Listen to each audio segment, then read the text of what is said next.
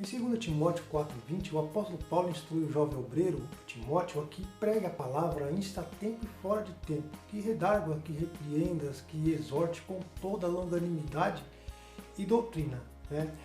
E eu creio que essa era a principal preocupação do apóstolo Paulo ao escrever essa segunda carta a Timóteo.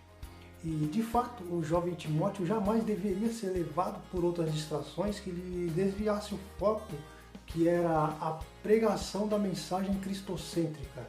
E podemos dizer que o conselho dado a Timóteo não tem sido muito bem aproveitado aí por muitos pregadores modernos, pelos pregadores do nosso século, né? E por quê? Porque em muitas igrejas o foco da mensagem cristocêntrica, o que deveria ser cristocêntrica, tem sido substituído por outras coisas totalmente alheias e desnecessárias. Nós temos visto muitas pregações que nos deixam estupefatos e até mesmo preocupados, né? E eu quero esclarecer aqui que o meu objetivo não é ensinar você a pregar a palavra. Nós temos um curso que ensina, mas eu quero identificar e alertar sobre alguns desvios cometidos no meio, né, do Arraial dos Santos. Eu sou o pastor Altemar Oliveira e eu gostaria de trazer aqui para você 7 erros comuns que frequentemente os pregadores cometem aí nos púlpitos das nossas igrejas e que nós devemos evitar veementemente. Então, vamos a eles.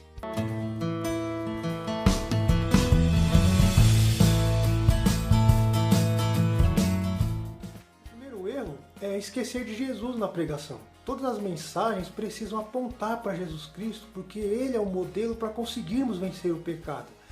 É por meio do seu sacrifício, de sua ressurreição, da sua vida em nós e através de nós. Então, é tudo por Jesus. Se nós tirarmos Jesus da nossa pregação, a nossa pregação se tornará vã. E é o que mais nós vemos hoje, né, nos nossos púlpitos, nas nossas igrejas, são mensagens egocêntricas, onde o homem é o centro da pregação. A pregação é feita para o homem, pelo homem, né? Tudo é feito para o homem é precioso, o homem é puro, é ouro. Então a mensagem está sendo direcionada para o homem, está tirando Jesus. E Paulo diz lá em Colossenses capítulo 3 que Cristo é tudo em todos. E temos que colocar Jesus como centro, né, da pregação. A pregação precisa ser cristocêntrica. Então o primeiro erro que nós cometemos como pregadores é esquecer de Jesus na nossa pregação, tá? Então que nós possamos colocar Jesus como centro da mensagem, como centro. Nossa mensagem precisa ser cristocêntrica. O segundo erro é abandonar o texto e dizer que Deus disse o que Ele não disse, né? E pregar a palavra, ela não consiste apenas em ler um texto bíblico e imediatamente abandoná-lo, né, para em seguida falar da própria experiência, dos sonhos, visões, conquistas espirituais e até mesmo seculares, né? E ainda mais dizer que Deus disse algo que está fora da sua palavra. E por mais que tenha algo interessante, nada deve substituir a exposição da palavra. Ainda que o que eu tenha para falar seja interessante, a exposição da palavra tem que ser primária, né? A exposição da palavra, por sua vez, ela não deve ser confundida com a narração de várias histórias sem vínculos com a passagem em pauta, né? Iniciar, por exemplo, um texto com a parábola do filho pródigo, completar com a cura do cego de Jericó e concluir com a mulher samaritana, sem fazer aí a devida contextualização e aplicação prática, isto pouco se aproveitará na mensagem, né? E ainda mais o ouvinte, ele ficará sem compreender aquela mensagem, sem entender aquilo que foi pregado e irá com toda certeza embora com dúvidas, não vai compreender aquilo que foi ensinado. E a falta de objetivo na pregação, ela dificulta a compreensão por parte dos ouvintes. E esse tipo de pregação, ele tem sido muito favorável às conversações paralelas na igreja, né? Porque a pessoa perde o foco e nós somos chamados para dizer aquilo que Deus disse em sua palavra, conforme nós vemos em Ezequiel 33:7. Eu vou deixar o versículo aí. Então, o segundo erro que nós podemos cometer enquanto pregadores é abandonar o texto e dizer aquilo que Deus disse, ou melhor, e dizer o que Ele não disse, tá? Dizer que Deus disse aquilo que Ele não disse. O terceiro erro é testemunhar negativamente. Pregar não é falar detalhadamente sobre a nossa vida de pecado aí antes de receber a Cristo como Salvador. Isso, na verdade, só gera constrangimento, né? E testemunhos, eles devem ser dados, né? Mas somente são proveitosos quando se tem em mente o texto de 1 Pedro capítulo 4, versículo 17, que diz: se alguém falar, fale segundo as palavras de Deus. Se alguém administrar, administre segundo o poder que Deus dá, né? Para que em tudo Deus seja glorificado, por Jesus Cristo, a quem pertence a glória e o poder para todos sempre. Amém. Né? Então, o que nós vemos é que muitos pregadores estão caindo neste mesmo erro, né? E estão enfatizando aí a sua vida pregressa em detrimento da mensagem do Evangelho. É muito ex-isso, é ex-traficante, é ex-assassino, é ex-bandido. Então, traz essas coisas em detrimento da mensagem do Evangelho, que deve ser o foco. Então, o terceiro erro que alguns pregadores cometem é o erro de testemunhar negativamente ou enfatizar demais o testemunho da sua vida pregressa. O quarto erro é ter uma visão distorcida da glória de Deus, né? Pregar a palavra não é avisar a igreja o tempo todo que vai descer a glória de Deus ali e nada acontece muitas vezes. A igreja cansa de esperar, né, por esse momento glorioso que nunca chega. E qualquer crente que seja instruído na palavra de Deus vai saber, vai notar, vai entender que a glória de Deus não se manifesta através desses expedientes. Não é o pregador dizendo que a glória de Deus vai descer que a glória descerá, né? O máximo que esses pregadores conseguem é transmitir uma ideia errada acerca da glória de Deus, principalmente para aqueles que são novos convertidos. E fazendo isso, trazer uma visão distorcida da glória de Deus nos leva fatalmente aí ao quinto erro, né, que nós vamos falar agora. O erro número 5 é querer atuar no lugar do Espírito Santo, né, no lugar do Espírito de Deus na igreja. E pregar não é tratar asperamente a igreja, porque a igreja não está dando glória a Deus. Qualquer pessoa sabe que quando o pregador está sob a unção do Espírito Santo, a igreja vai ser levada a glorificar a Deus de maneira natural, né? Isso ocorre naturalmente e sem nenhuma pressão. Então, comandos desse tipo, dessa natureza, são indícios de que o pregador não orou, o pregador não se consagrou e também negligenciou o estudo da palavra. Ele deveria pelo menos lembrar que a igreja continua sendo a noiva de Cristo e ele deve respeitá-la como tal. O pregador ele deve ter em mente que ele é simplesmente um instrumento. Ele não é Deus. Ele é um instrumento pelo qual Deus utiliza para levar a sua palavra. Então, o erro número 5 que os pregadores cometem é querer atuar no lugar do Espírito Santo. É querer dar comandos à igreja, é querer levar a igreja a glorificar a Deus de maneira forçada. E o erro número 6 é ficar nervoso ou ansioso. Eu costumo dizer para os meus alunos de oratória que sentir um friozinho na barriga é normal. Afinal, nós somos humanos e ao subir na tribuna para falar das coisas de Deus, nós estamos tratando de algo muito sério e a responsabilidade é muito grande, né? Então é normal que até certo ponto o pregador ele esteja com um certo nervosismo. Uma certa tensão ali pelo senso de responsabilidade é comum.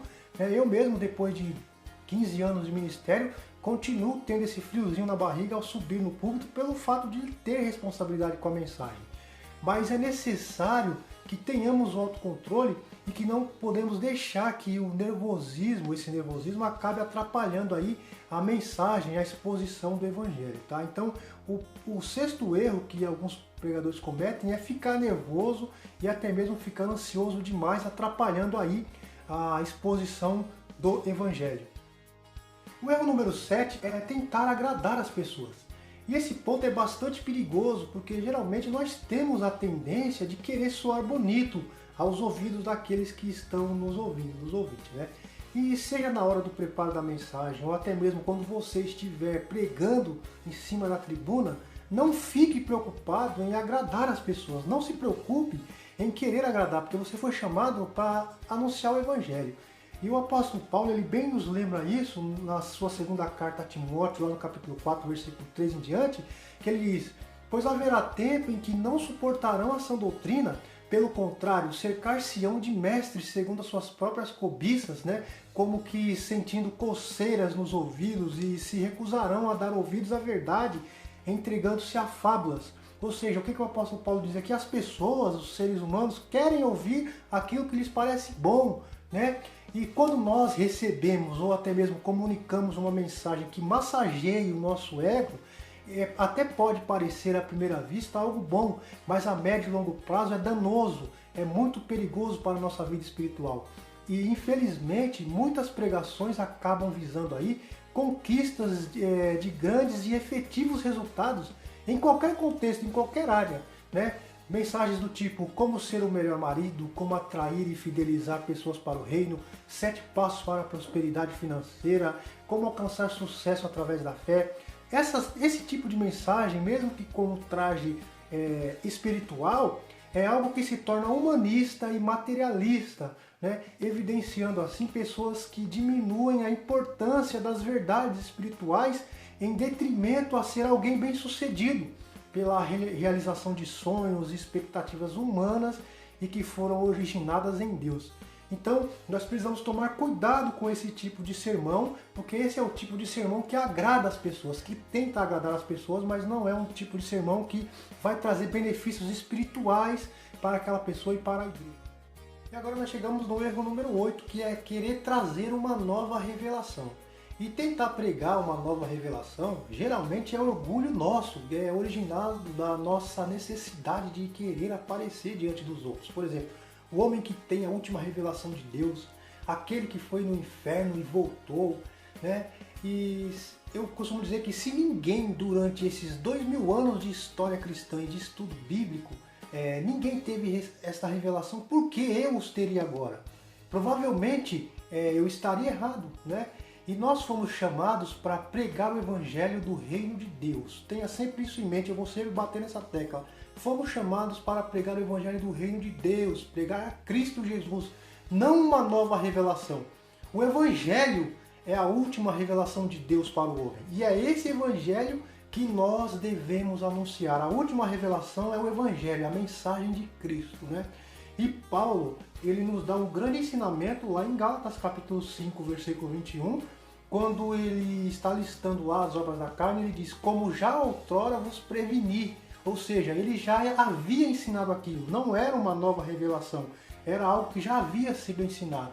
Nós temos a palavra de Deus como fonte da revelação divina e precisamos entendê-la para assim anunciarmos a mensagem do Evangelho de forma eficaz e de forma clara, tá? Então é um erro muito grande querer trazer uma nova revelação, sendo que a revelação já foi dada, que está aí nos Evangelhos. E por isso eu quero te convidar agora, você que assistiu esse vídeo até agora, eu quero te convidar a conhecer o nosso novo projeto, que é o projeto chamado Clube da Teologia, onde após de alguns anos de estudo, eu resolvi colocar à disposição da Igreja de Jesus, a Igreja de Cristo, à sua disposição, todas as minhas ferramentas de estudos e também o meu conhecimento teológico, tá? Eu quero convidar você que deseja crescer na graça e no conhecimento de Deus e pregar o Evangelho de forma clara e eficaz, a clicar no link que está aqui em algum lugar do vídeo, aqui embaixo, aqui em cima, ao lado, né? E você, clicando nesse link, você vai conhecer o Clube da Teologia, onde eu vou trazer diversas ferramentas para que você possa manejar de maneira clara e eficaz a palavra de Deus, tá? Te vejo lá dentro do Clube da Teologia. Clica aqui no link e te vejo lá.